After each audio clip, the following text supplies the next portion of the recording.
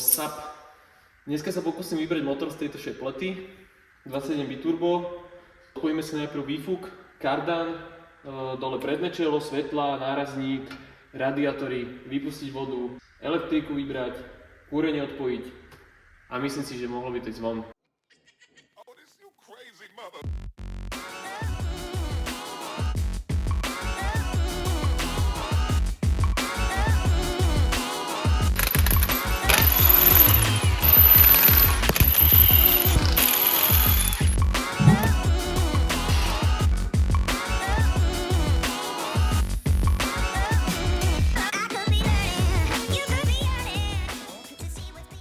Hneď na začiatku máme zatrhnutý šrob. Oh, no!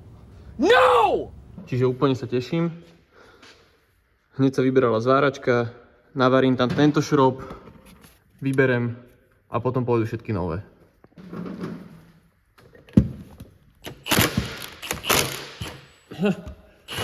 Trošku nakrivo.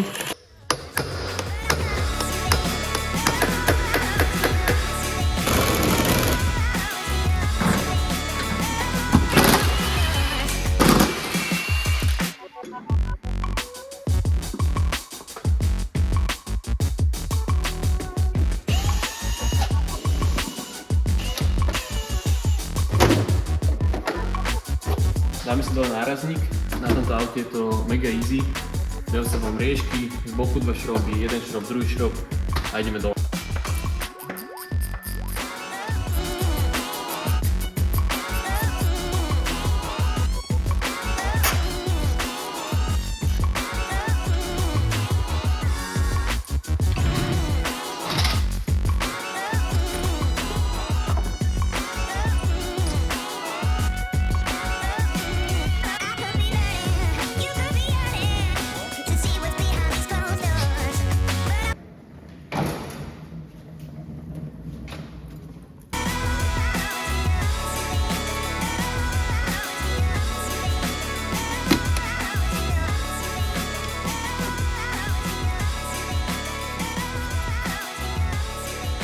Hneď ako som odcal freon z klímy, je veľmi dôležité dobre uzavrieť otvorené spoje, pretože aj malá nežistota vie zničiť kompresor.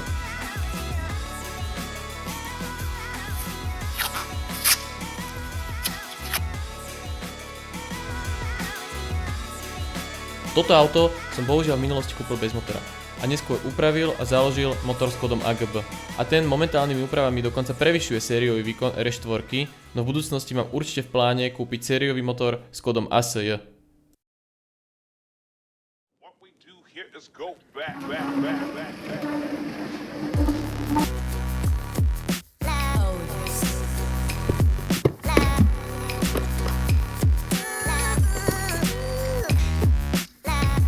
Odpojil som si motorovú elektriku, dal som si dole chladiče, vypustil vodu, pomaličky podpájam sacie potrubie.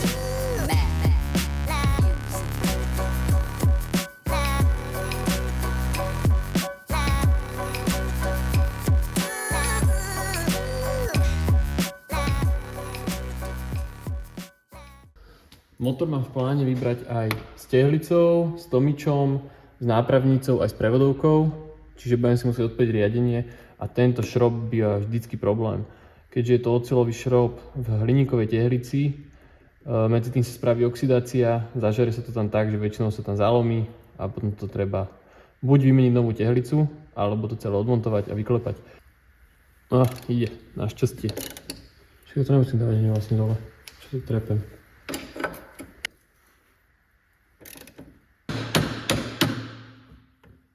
Dám si dole brzdové strmene a keďže sa mi znovu nechce ich ovzdušňovať, tak si ich len vyvesím a nechám zapojené.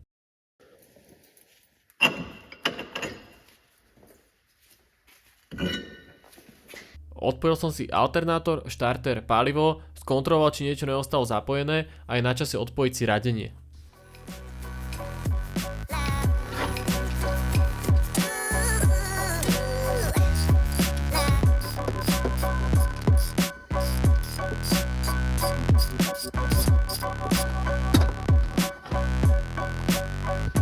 Chcel som si naznačiť pozíciu riadiacej páky fixkou, no fixka mi nepísala, takže nakoniec som si povedal, že zvládnem to bez toho.